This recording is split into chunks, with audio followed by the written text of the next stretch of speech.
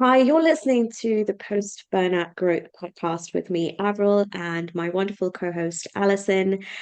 We are both coaches in the self-leadership and burnout recovery space, and we are so excited to have you join us again.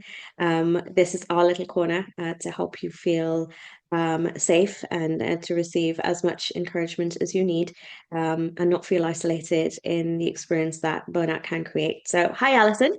Hey, good morning. Hello.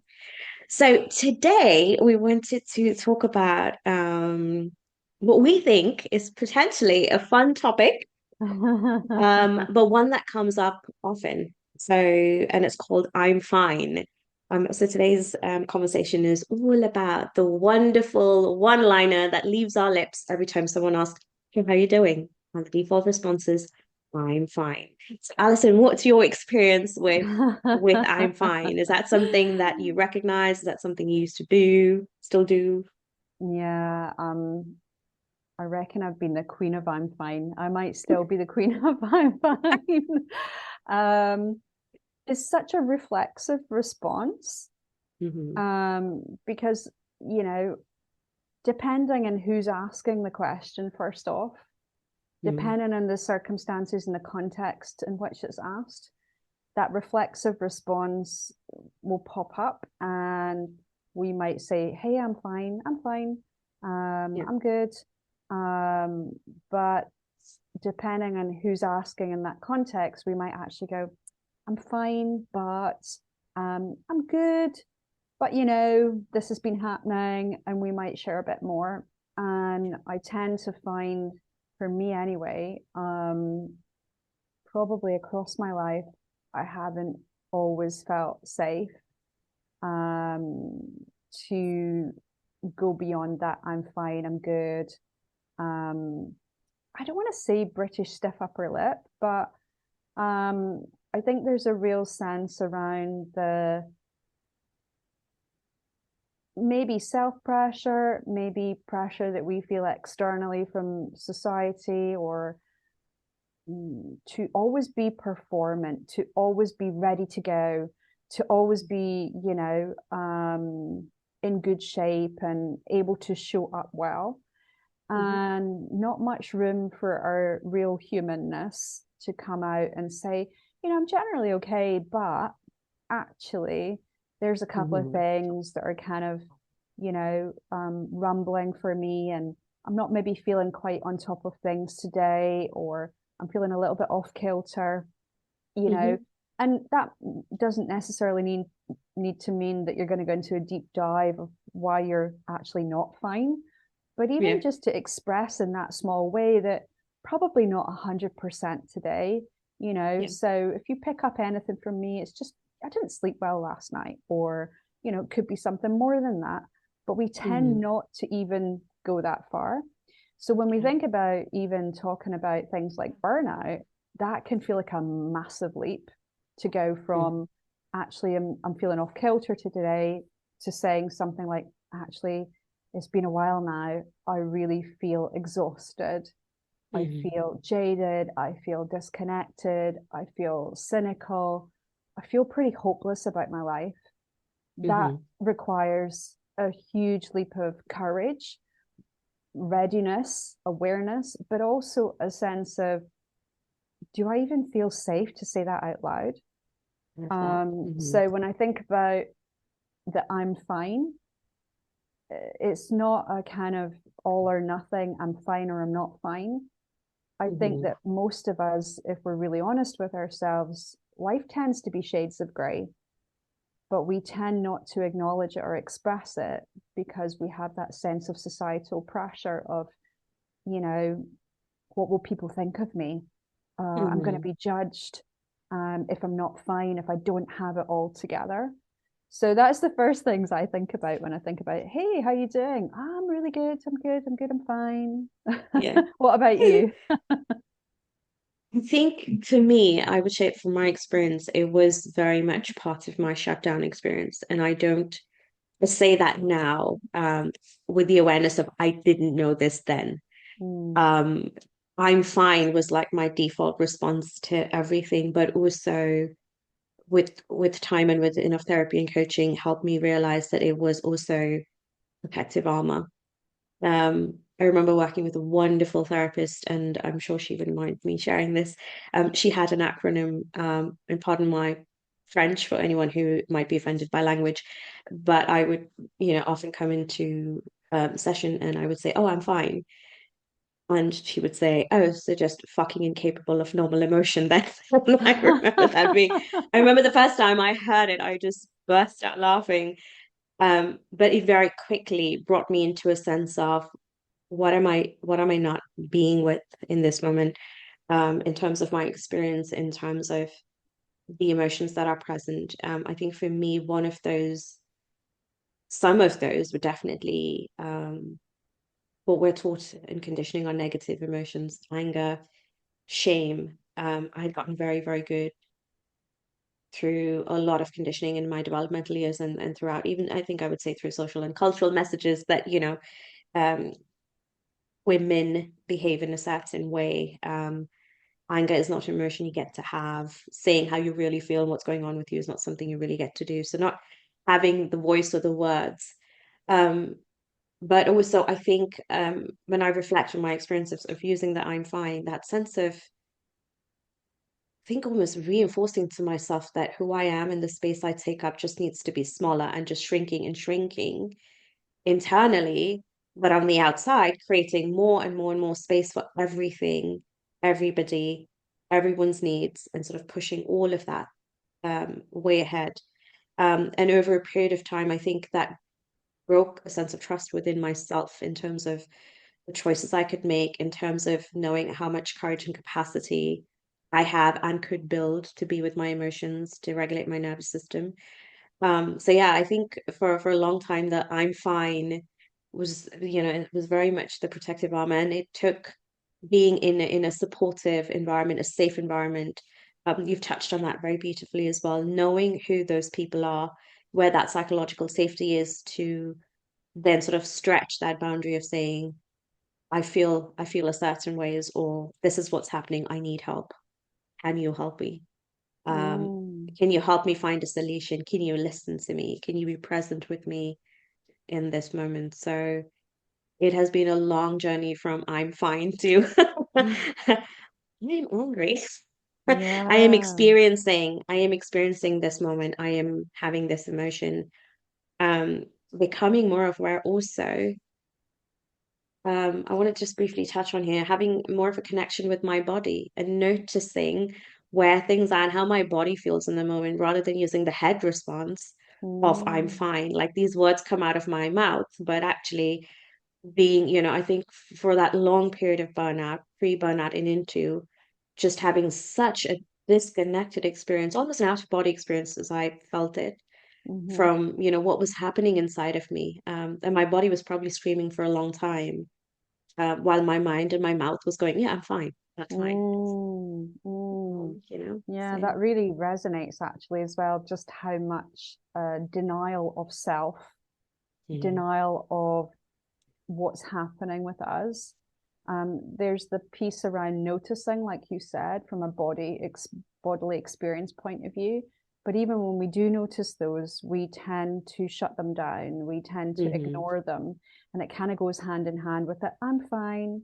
I'm fine. I'm fine. Everything's good. And that also sense that you kind of conveyed around taking up your space or having space that you can even take up and it being mm, okay, mm, and the real sense of shrinkage, um, that really creates within our daily experiences in terms of how we show up, who we show up with, to what extent do we show up, and mm, our whole life experience gets contracted. So mm, that real sense of contraction was what resonated with me massively around this sense of I'm fine. And it's funny that you mentioned that as well. I'm not trying to draw any potential correlations because this is different for everyone. But sure. I think that certainly in my experience, would you call it a distraction to constantly focus my attention on others? So I'm fine. What about you? And, somebody who maybe felt that they could tell me that they weren't fine, that then it Mm, would be like, oh, I need to help this person, and feeling a sense mm, of responsibility to do something beyond listening to them, yeah. and making our focus outside of us, making our focus always others, whilst it's commendable and we all need each other, and we absolutely, when we're in a position and we have emotional, mental, physical capacity to help others, then Mm-hmm. brilliant.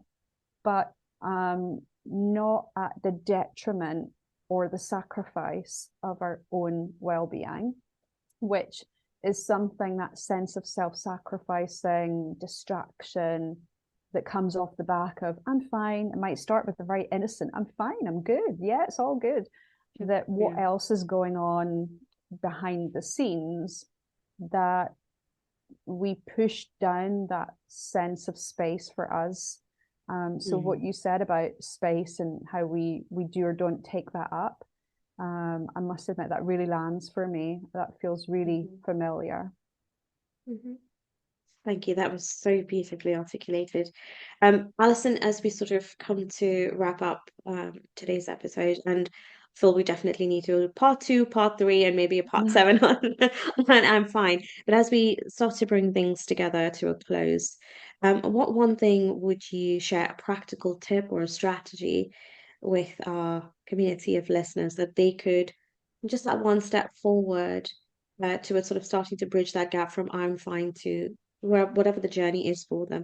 What would you share from your experience as a practical tip? Oh, um, I've got a lot of thoughts coming into my head all at once. My neurodivergent brain is like, I want to think of it as like a spinning sushi conveyor belt, and it all looks good, and I can't decide which small plate I want to serve up. Yeah. I'll go with something really simple and practical, and that is, if you're not feeling good within yourself, if you're feeling exhausted, if you're feeling cynical, if you're feeling that you're withdrawing, Hmm. finding a method that gives you an outlet, be that creating a voice note to yourself, creating a small opportunity to journal for, say, 10 or 15 minutes. It doesn't have to be any fancy, perfect way of journaling. I mean, journaling really is just letting your thoughts be expressed on paper, let them come out, and Hmm. offer even 10 minutes to yourself in a day where you just allow yourself to express your innermost thoughts by Yeah. way of starting to acknowledge and see yourself, and by way of starting to shed light on what's really going on for you and what needs might you have that needs some addressing. But you don't even need to think about it all. Just start with the letting yourself Mm. be letting yourself be seen through. It could be a regular conversation with a good friend, that you have weekly, and that you just say one thing that's really happening for you, Mhm. to see yourself first with that friend that you trust. So with a friend, write it down, record a voice note, take the smallest step, and then just kind of, allow yourself that time and space to sit with and notice what comes up. Mhm. Um, and do so in a way that you might react if it was a friend who just shared that thing with you, Mhm. and offer compassion in the moment, whatever it Good is point. that you end up expressing.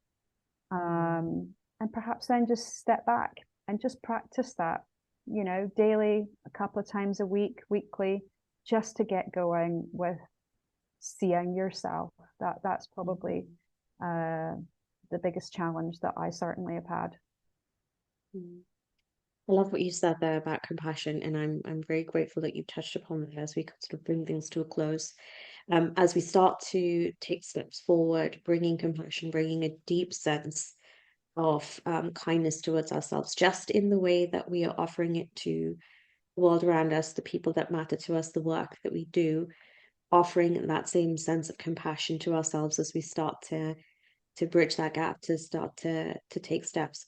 If I might offer from my journey as well, and it's very, very similar to what you've just shared, Alison, there, which is I have a tool that I offer. It's the work that I do with my clients, but it was really the starting point that I had to do with myself. And it was to find the words and to find the language to say, I'm, fill in the blanks. Um, and the way I did it, and it is the way I sort of offer it to the people I work with as well, is if you can, stand in front of a mirror, look at yourself, and to yourself say the words out loud. I am feeling angry. I am having the experience of, I feel tired. Whatever is the I, whatever's the words after that, allow that to come through.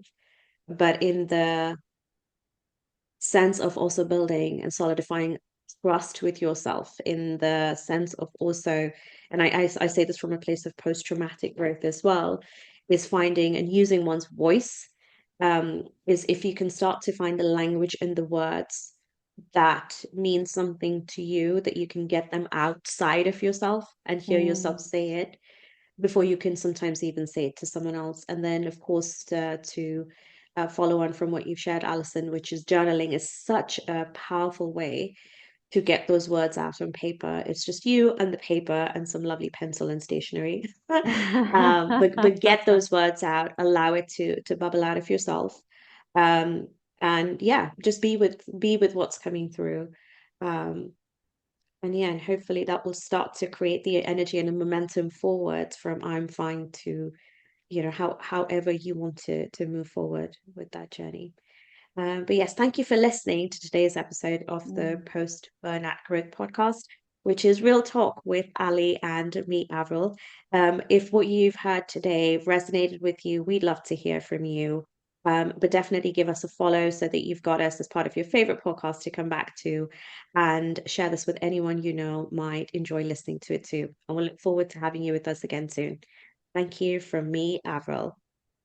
And Thanks, everyone. bye, guys.